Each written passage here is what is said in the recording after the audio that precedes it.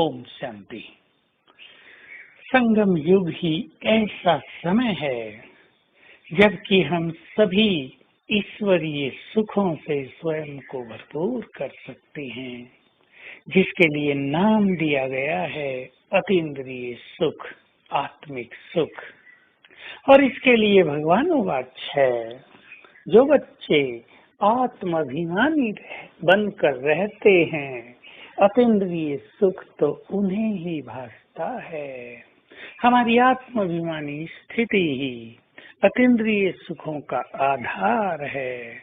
इंद्रिय सुख तो, सांसारिक सुख तो इंद्रियों के माध्यम से मिलते हैं। बहुत अच्छा खाया जीव का सुख, बहुत अच्छा सुना कानों का सुख, बहुत अच्छी चीजें देखी आंखों का सुख, विषय वासनाओं का सुख। लेकिन ये सुख अतीन्द्रिय सुखों से मनुष्य को वंचित रखता है। यदि हमें स्वयं को अतीन्द्रिय सुखों से भरपूर करना है तो कर्मेंद्रियों के सुखों को पूरी तरह तिलांजलि देनी पड़ेगी।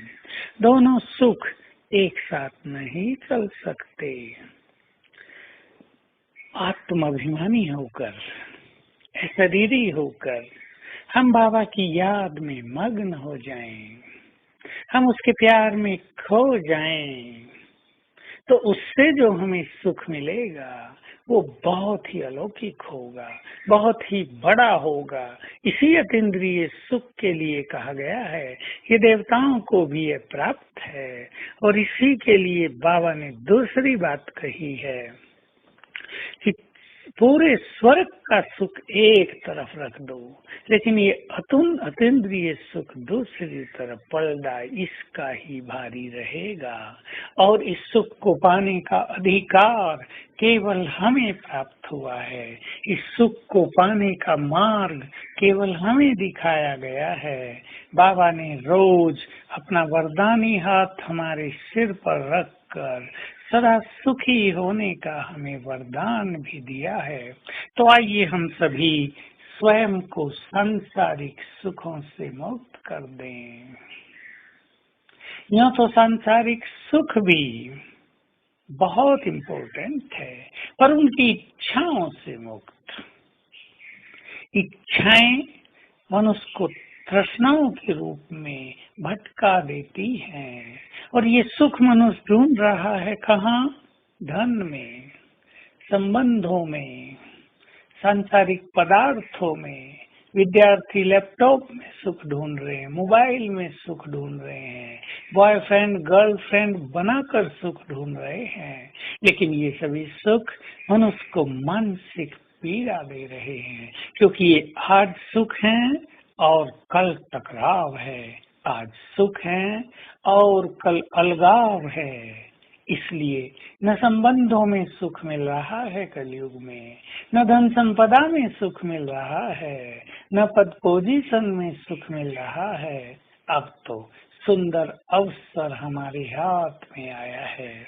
इसका अर्थ ये भी नहीं कि हम धन नहीं कमाएंगे, धन नहीं बढ़ाएंगे। उसे करते हुए बस ये ध्यान रहे कि हम उसमें लिप्त न हो जाएं, हम दूसरों का धन न लेने लगे, हम गलत तरीकों से धन न कमाने लगे। यदि गलत तरीकों से हम धन कमाएंगे तो हमारी संतान चरित्रहीन हो सकती है, वो हमें सुख कदापि नहीं देगी। इसलिए हमें अपने धन के संबंध में भी ईमानदार बनकर रहना है।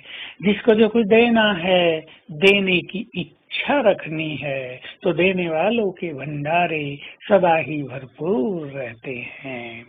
तो आइए आज हम इस अतीन्द्रिय सुख की गहन अनुभूति में सारे दिन को व्यतीत करें।